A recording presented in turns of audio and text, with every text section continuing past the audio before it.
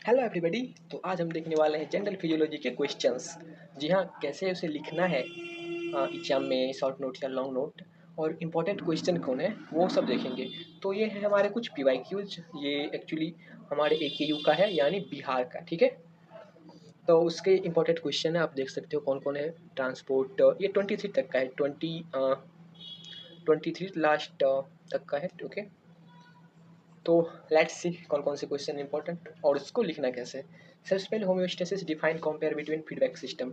यदि आपको homeostasis question है, या आपको ये बोले कि आप फीडबैक सिस्टम को भी डिफाइन करो, तो उसमें आपको यही लिखना है, या सिर्फ होम्योस्टेसिस भी है शॉर्ट नोट में, तो आपको यही लिखना है। ठीक है, सबसे पहले उसका हम डेफिनेशन देंगे। It is condition of balance in the internal environment of body. ठीक है, ये हो गया इसका डेफिनेशन।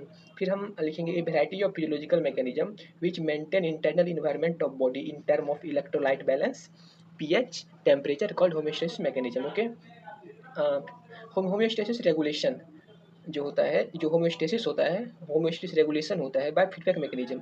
और फीडबैक मैकेनिज्म काम करता है नर्वस एंड इंडोक्राइन सिस्टम के द्वारा। ये अब हम फीडबैक सिस्टम, क्योंकि जो होम्योस्टेसिस का रेगुलेशन है वो फीडबैक सिस्टम मैकेनिज्म करता है, तो हम उसके बारे में लिखेंगे फीडबैक मैकेनिज्म क्या होता है और कितने प्रकार के होते हैं। तो हम इसको कंपेरिजन के बेसिस पर देखेंगे, ताकि ज़्यादा अच्छा हो, नहीं तो ज़्यादा थ्योरेटिकल बढ़ जाएगा। ठीक है, तो निगेटिव फीडबैक और पॉजिटिव फीडबैक। नेगेटिव फीडबैक की डेफिनेशन देंगे। It is corrective mechanism which oppose variation from set limit. Okay, positive feedback क्या है? इसका initial stimulus produce chain of event which further increase variation from set limit. Okay, इसमें घटा रहा है, इसमें बढ़ा रहा है। ठीक है, तो इसमें क्या होता है, जो हमारा नेगेटिव फीडबैक है, इसमें जो स्टिमुलस होता है वो रिस्पॉन्स जो प्रोड्यूस करता है वो इसके अपोजिट होता है, ताकि जो बढ़ रहा है उसको कम कर सके, और यदि कम रहा है तो उसे बढ़ा सके, क्योंकि ये करेक्टिव मैकेनिज्म है। ठीक है, और पॉजिटिव फीडबैक में दोनों सपोर्ट करते हैं, यानी जो यदि कम रहा है तो और कमाता है, बढ़ रहा है तो और बढ़ाता है। ठीक है, तो फिर इसके हम एग्जांपल देंगे, जैसे नेगेटिव फीडबैक सिस्टम में rise in BP, baroreceptor activate, action by control system और फॉल इन बीपी। से इसका एग्जांपल देंगे, एक और भी बहुत सारे देंगे वो हम। और फिर देंगे पॉजिटिव फीडबैक का, कि ऑफ्टन जो ये तो कभी कभी होता है positive feedback, maximally negative feedback ही होता है। तो often it produce life setting condition. जो पॉजिटिव फीडबैक होता है वो खतरनाक होता है, जैसे यदि हमारे बॉडी में 2 लीटर से ज़्यादा ब्लड लॉस हो जाए तो वो फॉल इन बीपी होता है, वो पॉजिटिव फीडबैक क्रिएट करता है। और ज़्यादा फॉल इन बीपी और पॉजिटिव फीडबैक क्रिएट करता है, जिससे कि पर्सन की डेथ साइकिल भी हो सकती है, इसे डेथ साइकिल से जाना जाता है। ठीक है, यदि 2 लीटर से ज़्यादा होगा तो फॉल इन बीपी होगा। Blood supply of heart muscle, blood supply to heart वो कम होगा, मायोकार्डियल कॉन्ट्रैक्शन कम होगा, फर्दर फॉलोइंग भी। ये पॉजिटिव फीडबैक का एग्जांपल है। लेकिन पॉजिटिव फीडबैक में भी यूजफुल। ठीक है, injury to blood vessel, clotting process initiate, chemical release, further increase clotting process, haemostasis. तो ये पॉजिटिव फीडबैक का यूजफुल वाला एग्जांपल है। ठीक है, हमारे ब्लड क्लॉटिंग में। अब और एग्जाम्पल ले लेंगे हम। Most negative feedback are common. ठीक है, temperature regulation, body pH regulation, blood regulation, ये हमारा नेगेटिव फीडबैक के अदर एग्जाम्पल है। तो यदि शॉर्ट नोट पर आएगी होम्योस्टेसिस पे, आप इतना लिखोगे उसमें। ठीक है, लिख सकते हो, सॉरी लिखोगे, इट इज ऑर्डर। तो हमारे ये सब है। तो अब दूसरा क्वेश्चन पर चलते हैं। ठीक है, role of circulatory system in homeostasis. हमारे ये सर्कुलेटरी सिस्टम का होम्योस्टेसिस पर क्या रोल है, ये सब हमारे पीवाईक्यूज है। ठीक है, तो इन आवर बॉडी 2/3 है इंट्रा सेलुलर फ्लूइड, जो सेल के अंदर होते हैं, और 1/3 है एक्स्ट्रा सेलुलर फ्लूइड, जो हमारे एक्स्ट्रा सेलुलर फ्लूइड है। उसमें भी मेनली जो प्लाज्मा है और इंटरसेलुलर स्पेस है, इंटरसेलुलर फ्लूइड है, उसका जो है सर्कुलेशन जो होता है सर्कुलेटरी सिस्टम करवाता है। तो वही क्वेश्चन में पूछ रहा है कि सर्कुलेटरी सिस्टम में होम्योस्टेसिस में आखिर रोल क्या है। ठीक है, सबसे पहले तो the extracellular fluid is in constant motion throughout body by circulatory system. Extracellular fluid हमारी बॉडी में कांस्टेंट मोशन करते हैं बाय सर्कुलेटरी सिस्टम। ठीक है, by the circulatory system extracellular fluid provide ions and nutrient to cell which needed by cell to maintain life. ये आप जानते हैं कि जो सर्कुलेटरी सिस्टम वही सेल को न्यूट्रिएंट और सब चीज़ प्रोवाइड करता है। ठीक है, this is why extracellular fluid called internal environment of body. ठीक है, तो माइल्यू इंटीरियर का आप नाम सुना होगा, वो हमारे एक्स्ट्रा सेलुलर फ्लूइड को कहते हैं, और एक्स्ट्रा सेलुलर फ्लूइड का ट्रांसपोर्ट कौन करता है, सर्कुलेटरी सिस्टम। तो आप समझिए क्या रोल है। तो इसके बाद हम एक डायग्राम बना देंगे, जिसमें कि हम दिखा देंगे ये हमारा सर्कुलेटरी सिस्टम है। ओके, जो लंग्स से ऑक्सीजन लेता है, CO2 देता है, जो हमारे डाइजेस्टिव सिस्टम्स हैं उससे आयंस एंड न्यूट्रिएंट्स लेता है और वास्ट प्रोडक्ट भी लेता है, और ये सब हमारे सेल को दे रहा है। और फिर सेल को देता है, फिर सेल से भी इसके वास्ट प्रोडक्ट लेता है, और जितने सारे न्यूट्रिएंट्स हैं ऑक्सीजन वो देते हैं, और सारे वास्ट प्रोडक्ट को ला के हमारे एक्सक्रीटरी सिस्टम को देते हैं जो कि एक्सीड करते हैं। इस प्रकार ये मेंटेन करते हैं होम्योस्टेसिस को, हमारा जो मेन रोल निभाते हैं। ओके, तो इसमें और कुछ थोड़ा लिख देंगे, सेम चीज़ यहीं पे है। सेम ये थोड़ा सा इसमें है कि सेल और सर्कुलेटरी सिस्टम में क्या क्या है, आप ये लिख देना। और फिर और थोड़ा लिख देना ये कि this circulatory system is main transport system that connect vital organ to cell that maintain homeostasis inside cell. तो ये था हमारा शॉर्ट नोट सेकंड क्वेश्चन का, सर्कुलेटरी सिस्टम कैसे होम्योस्टेसिस मेंटेन करते हैं। अब हम तीसरे क्वेश्चन पे आते हैं, वही नेगेटिव फीडबैक सिस्टम। वहाँ पे था होम्योस्टेसिस जिसमें हम दोनों देखा, लेकिन यहाँ पे नेगेटिव फीडबैक सिस्टम पे इंडिविजुअली शॉर्ट नोट पूछा जाता है। तो इसमें क्या लिखेंगे, ठीक है। ऑफ कोर्स फिर से definition, homeostasis regulation mechanism involve feedback system के डेफिनेशन। पहले तो हम लिखेंगे कि आखिर ये है क्या। तो ये एक्चुअली होम्योस्टेसिस रेगुलेशन में हेल्प होता है नेगेटिव फीडबैक, और हमारे बॉडी में मोस्ट ऑफ फीडबैक सिस्टम जो है वो नेगेटिव ही है। तो डेफिनेशन इसका लिखेंगे, डेफिनेशन में it is a correction mechanism, पिछले वाला डेफिनेशन आप लिख देना, ठीक है। अब थोड़ा सा फ्लो चार्ट इंपॉर्टेंट होता है शॉर्ट नोट क्वेश्चन में, ऐसे आप थ्योरी नहीं लिख सकते, ठीक है। सेट पॉइंट से यदि इंक्रीज होगा तो इसे डिक्रीज करके सेम सेट पॉइंट पे लाया जाएगा, यदि डिक्रीज होगा तो इसे इंक्रीज करके सेट पॉइंट। ये है हमारा एक्चुअली नेगेटिव फीडबैक एक्चुअल में क्या करता है, ठीक है। फिर तो उसके बाद हम फिर एग्जाम्पल देंगे। पहला एग्जाम्पल ये है, हमारे बॉडी में जो CO2 और CO2 का बैलेंस कैसे होता है। If CO2 concentration in extracellular fluid increase, chemoreceptor activate होगा, पल्मोनरी वेंटिलेशन इंक्रीज होगा, CO2 वाश आउट यानी CO2 लेवल डिक्रीज। तो ये हमारा नेगेटिव फीडबैक का एग्जाम्पल है। दूसरा हमारा एग्जाम्पल है इंक्रीज इन बीपी, जो हमने लास्ट में भी देखा, मतलब अभी दिखाएंगे। Increase in BP, baroreceptor activate, medulla sympathetic inhibit parasympathetic positive stimulate and BP कम। ओके, तीसरा एग्जांपल है हमारा most of endocrine hormone regulation. हमने बहुत पढ़ा है थायराइड हार्मोन, थायरोक्सिन हार्मोन में भी जितने भी जो हार्मोन है मोस्ट ऑफ दी है वो नेगेटिव फीडबैक से कंट्रोल होते हैं। अगला एग्जांपल की तरफ हम चलते हैं। ओके, तो अगला एग्जांपल है body temperature regulation. We know body temperature regulation maintain by feedback, negative feedback, ठीक है। Body pH regulation same, body water electrolyte level ये भी सेम। उसके बाद हम फिर जो नेगेटिव फीडबैक है उसमें और उसकी जो इफेक्टिवनेस है, degree of effectiveness of negative feedback mechanism can be estimated by gain by correction by, ये तो आप जानते होंगे, ये तो आप जानते ही होंगे, ठीक है। तो ये भी हम लिख देंगे कि जो नेगेटिव फीडबैक इफेक्टिवनेस है वो इससे हम कैलकुलेट कर सकते हैं। यदि आप और भी इसे लंबा बनाना चाहते हो, जैसे शॉर्ट नोट में ही आता है, तो इतना काफ़ी है, ठीक है। फिर भी आप यदि और इसमें लिखना चाहते हो आप एग्जांपल दे सकते हो बीपी का कि कितना पहले था, फिर कितना डिक्रीज हुआ, फिर करेक्शन कितना हुआ, एरर कितना था, इससे हम गेन निकाल लेंगे, ठीक है। अब अगले क्वेश्चन की तरफ आते हैं। अगला क्वेश्चन है सोडियम पोटेशियम पंप। वैसे तो ट्रांसपोर्ट सिस्टम उस पर हमारा पूरा का पूरा लॉन्ग नोट आता है, लॉन्ग क्वेश्चन आता है, ठीक है। बट वो तो आप बहुत सिंपल है, डिफ्यूजन एक्टिव ट्रांसपोर्ट। इस पर शॉर्ट नोट आता है, ये हमारा प्राइमरी एक्टिव ट्रांसपोर्ट का एग्जांपल है। इस पर शॉर्ट नोट आता है सोडियम पोटेशियम पंप क्या है, या सोडियम पोटेशियम एटीपेज। तो पहला, it is most common pump found in all cell, of course ये ऑल सेल प्रेजेंट होता है। दूसरा, all cell have thousands of sodium potassium pump in their cell membrane. Okay, it uses membrane bound ATPase as a carrier molecule. ये जो है ATPase membrane bound carrier molecule रूप में ATPase का use करता है, ठीक है। इसका स्ट्रक्चर क्या है, एटीपेज जो है ये कंपाउंड ऑफ 6 7 जो हमारा एटीपेज कैरियर मोलिक्यूल है ये 6 7 का बना होता है। कैसे, इसका स्ट्रक्चर यहाँ देख लेते हैं। इसमें से सॉरी, पहले थ्री अल्फा होता है जिसमें 3 बीटा होता है, ठीक है। और जो ये all have specialised function in certain tissue. Okay, जो कैरियर मॉलिक्यूल है उसका कुछ स्पेशलाइज्ड फंक्शन होता है। पहला फंक्शन क्या है कि एटीपेज एंजाइम एक्टिविटी, कि ये एटीपेज एंजाइम एक्टिविटी मतलब एटीपी को एडीपी में बदलता है और जिससे एनर्जी प्रोड्यूस होता है, जो यूज करते हैं प्राइमरी एक्टिव ट्रांसपोर्ट में, डायरेक्ट एनर्जी यूज करते हैं, ठीक है। और दूसरा बाइंडिंग साइट फॉर सब्सटेंस, और ये सोडियम और पोटेशियम के लिए बाइंडिंग साइट प्रोवाइड करता है। ये इसका काम एटीपेज कैरियर मॉलिक्यूल का। और सोडियम पोटेशियम ट्रांसपोर्ट जो है, जो जैसे बताया कि अल्फा भी 7 यूनिट है और बीटा भी, तो सोडियम पोटेशियम का ट्रांसपोर्ट जो करता है मेनली, जिससे अटैच होकर सोडियम पोटेशियम जो है एक्सचेंज होता है, अंदर और बाहर जाते हैं, वो होते हैं बीटा, वो अल्फा 7 यूनिट से होता है। यस, वो अल्फा 7 यूनिट से होता है। उसके बाद हम एक डायग्राम बना देंगे आखिर कैसे होता है। तो ये है हमारा मेम्ब्रेन, ये ईसीएफ, ये आईसीएफ, ये बीटा 7 यूनिट, ये अल्फा 7 यूनिट। जो अल्फा 7 यूनिट के ईसीएफ में है वो उधर प्रेजेंट होता है पोटेशियम बाइंडिंग साइट, क्योंकि पोटेशियम को अगेंस्ट ग्रेडियंट आईसीएफ मिलाना है। और आईसीएफ की तरह प्रेजेंट होता है सोडियम बाइंडिंग साइट, और अल्फा 7 यूनिट पर ही होता है। हमने कहा था कि ये एटीपी को एटीपी बदलता है, एटीपी बाइंडिंग साइट यहीं प्रेजेंट होता है, ठीक है, जो एनर्जी प्रोवाइड करता है, ठीक है। अब क्या होगा कि जैसे दोनों बाइंड करेंगे इसका शेप चेंज होगा, तो सोडियम बाहर चला जाएगा और पोटेशियम अंदर आ जाएगा। तो ये इसका स्ट्रक्चर जनरलाइज है कि स्ट्रक्चर हम देख रहे हैं। अब स्ट्रक्चर के बाद हम अब मैकेनिज्म ऑपरेशन, मैकेनिज्म क्या होता है वैसे तो ये लॉन्ग मैकेनिज्म है इसका कि 2 स्टेप में होता है कैसे कैसे, बट नो हम यहाँ पे शॉर्ट नोट लिख रहे हैं तो सिंपल बताएंगे कि and sodium and potassium bind to alpha 7 simultaneously, ठीक है, and change in shape of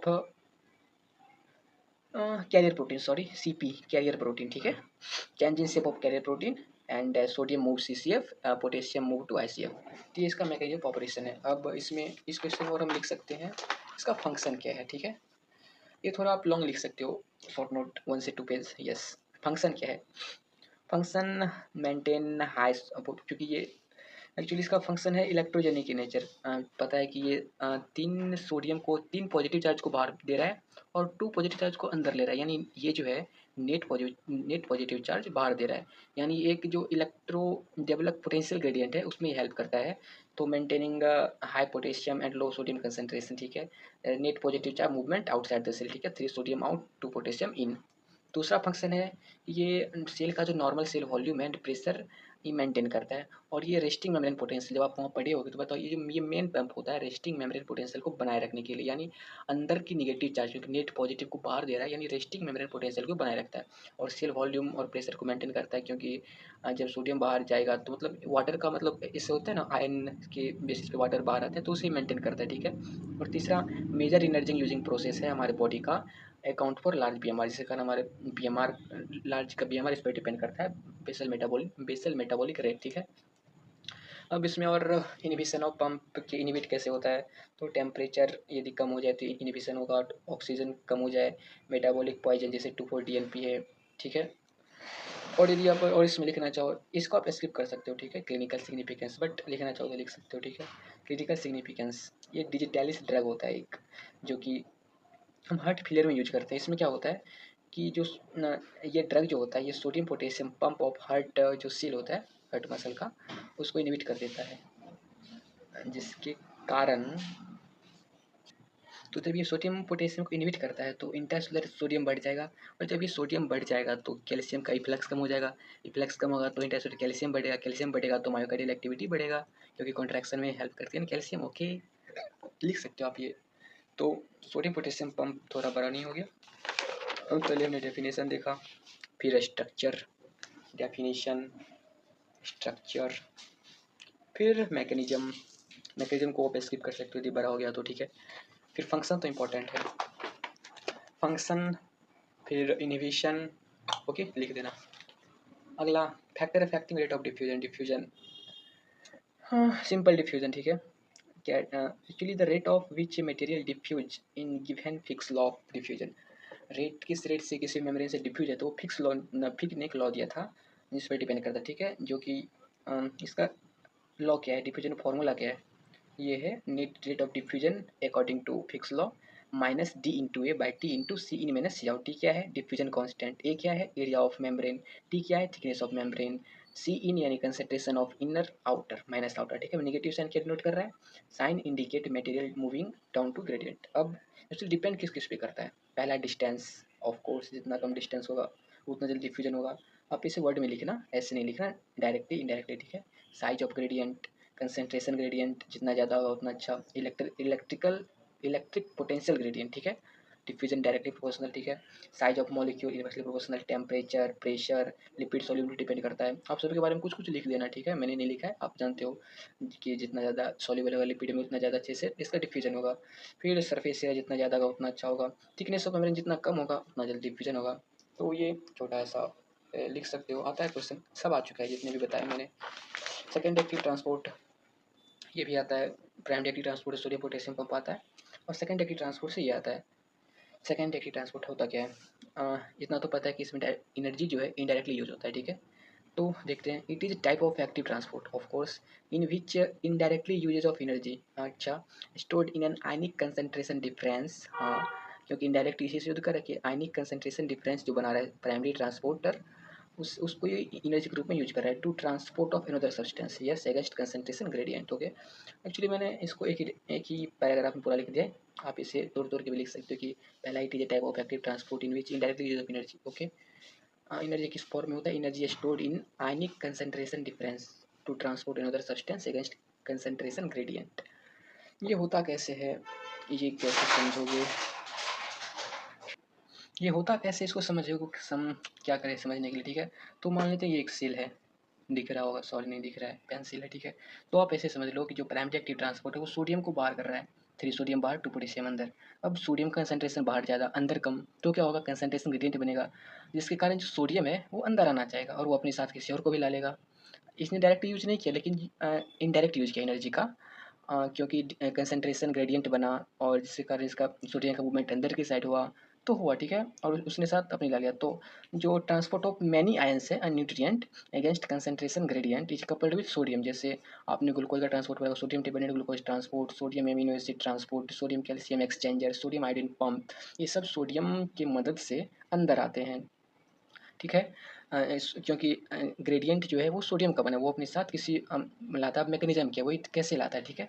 तो इसमें एक कैरियर मॉलिक्यूल होता है, ठीक है, मेम्ब्रेन पे, व्हेन, और जैसे ही ग्रेडियंट आता है, ठीक है, ग्रेडियंट बनता है, तो सोडियम जो है बाइंड होता है कैरियर पे साइमल्टेनियसली, जिस सब्सटेंस को उसके साथ आना है वो भी बाइंड करता है। तो when sodium and the substance both bind simultaneously to the carrier molecule, carrier molecule का शेप चेंज होगा, फिर से वही बोथ मॉलिक्यूल ट्रांसपोर्ट हो जाएंगे। तो ये था हमारा मैकेनिज्म, शॉर्ट नोट आप इतना लिखोगे, ठीक है, जितना ज़्यादा डिटेल में नहीं। Types of carrier molecule, uniport, symport, antiport. हाँ, यूनिपोर्ट, फिर से वर्ड में लिखो तो यूनिपोर्ट क्या होता है, carrier single substance in one direction, symport two substance in same direction, जैसे सोडियम ग्लूकोज हो गया, सोडियम अमाइनो एसिड हो गया, ये सिम्पोर्ट का example. Antiport carries to substance together in different direction, जैसे सोडियम कैल्शियम एक्सचेंजर, ठीक है। ओके, तो अब नेक्स्ट क्वेश्चन की तरफ चलते हैं। Intercellular communication, what is intercellular communication, ये क्वेश्चन आ चुका है।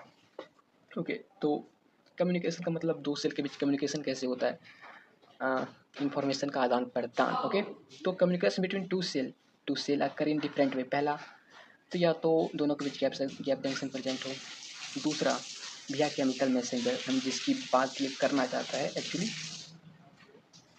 वो है इंटरसेल्युलर केमिकल मैसेंजर, ठीक है। इसमें क्या होता है, जो एक सेल होता है, चलो इसका डायग्राम भी बना लेंगे हम कुछ इस प्रकार से। ये एक सेल है, ये दो सेल दो है। पहला गैप जंक्शन के थ्रू दो सेल के बीच में, दूसरा केमिकल मैसेंजर के थ्रू। होता क्या है, एक सेल ने अपना प्रोडक्ट जो केमिकल जो एक्चुअली जो मैसेज है वो किसी फॉर्म में इस शेप में डाला, जो कि प्राइमरी मैसेंजर कहलाता है, फर्स्ट मैसेंजर कहलाता है।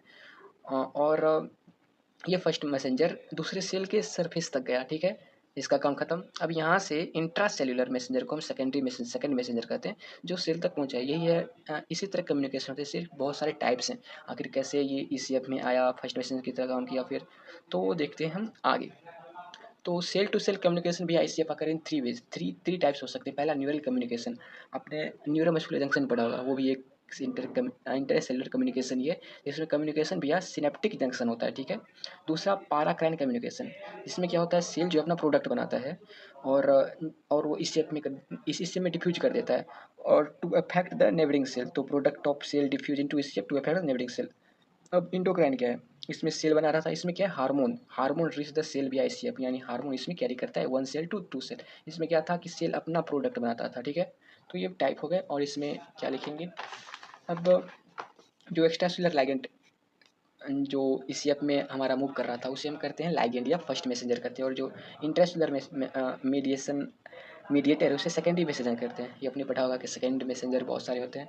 तो सेकेंड मैसेंजर काम कैसे करते हैं, तो second messenger generally activate protein kinase. हाँ, the major protein kinase are phosphoryl kinase, calcium, myosin light chain kinase and cyclic AMP. सारे आपको याद तो नहीं रहेंगे, तो ये आपको याद रहेगा, phosphoryl kinase, calcium, cyclic GMP, ठीक है। तो ये प्रोटीन काइनेज की एग्जांपल है जो सेकेंडरी मैसेंजर एक्टिवेट करता है। ये भी फिर अगला मोड ऑफ एक्शन, आप इसे एक स्किप कर सकते हो, यदि आप याद ना रहो, यदि आप लिखना नहीं चाह रहे, टाइम नहीं है, तो आप इसको स्किप कर सकते हो, लेकिन आप एक शॉर्ट नोट में इतना तो ज़रूर लिख सकते हो, ठीक है। चूँकि ये शॉर्ट नोट है तो आप फिजियोलॉजी के शॉर्ट नोट में 1 से 2 पेज आपको लिखना ही होता है, ठीक है, तभी आपको एक्चुअली अच्छे मार्क्स मिलेंगे। तो आप ये लिख लेना यदि आपके पास टाइम है, लिखना चाहते हो तो, ठीक है। तो मोड ऑफ एक्शन क्या है केमिकल मैसेंजर का, जो जब जो केमिकल मैसेंजर है वन सेल से दूसरे सेल के पास आते हैं, तो उसका आखिर मोड ऑफ एक्शन क्या है। तो पहला क्या है कि इसका मोड ऑफ एक्शन है कि बाय ओपनिंग या क्लोजिंग आयन चैनल इस सेल मेम्ब्रेन, जो सेल मेम्ब्रेन तक आया, या वहाँ पे किसी चैनल का ओपनिंग एंड क्लोजिंग करता है, ठीक है। दूसरा क्या है, स्टिमुलेशन ऑफ ट्रांसक्रिप्शन, ट्रांसक्रिप्शन के प्रोसेस से करता है, इसके एग्जाम्पल भी लेकिन वो बहुत लंबा हो जाएगा।